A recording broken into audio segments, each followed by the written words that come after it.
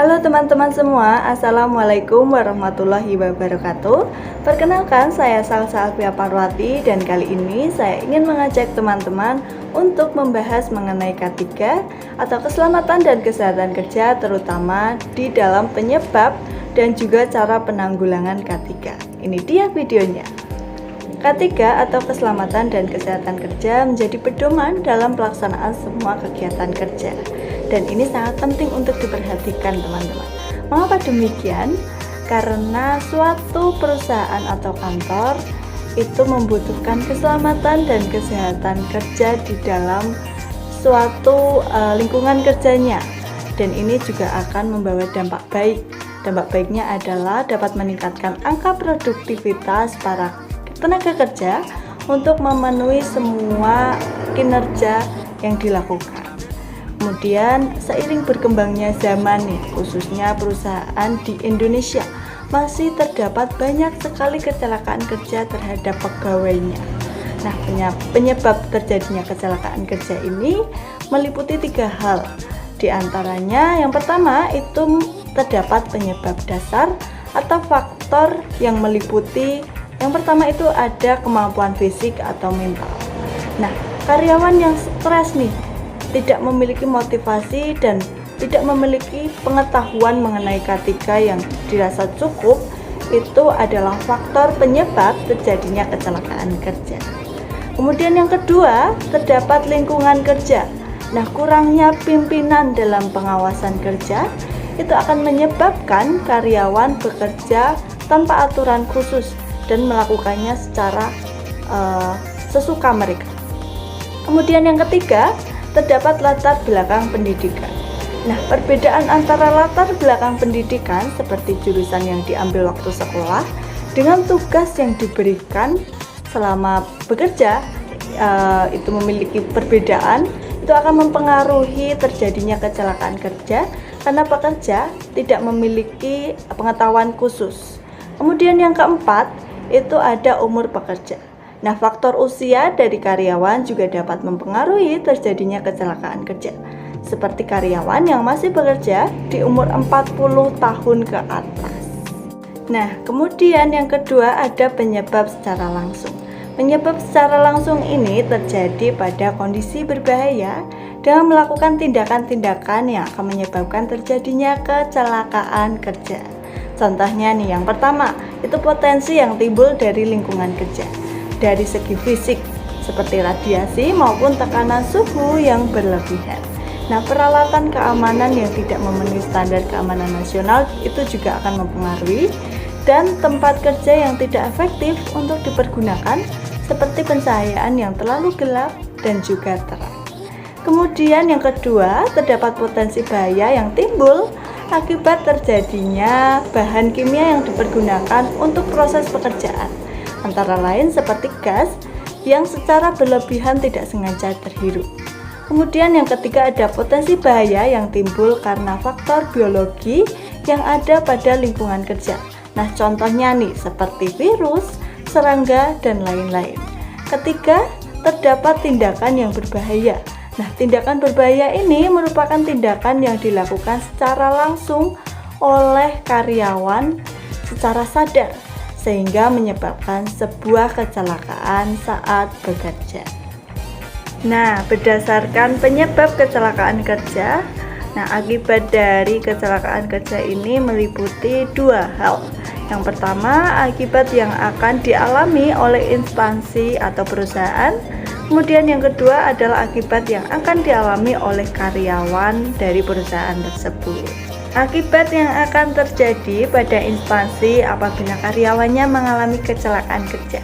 Yang pertama itu berhentinya sementara proses produksi dan akibatnya aktivitas produksi ini akan menurun. Kemudian yang kedua, target produksi mengalami kemunduran dan akan dikenakan denda keterlambatan.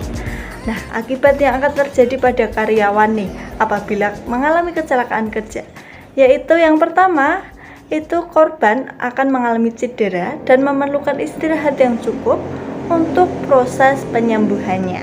Kemudian yang kedua, ketika karyawan sembuh nih, tugas yang akan diberikan pun tidak dapat dikerjakan kembali. Mengapa demikian? Karena akan mengurangi kemampuan dalam bekerja.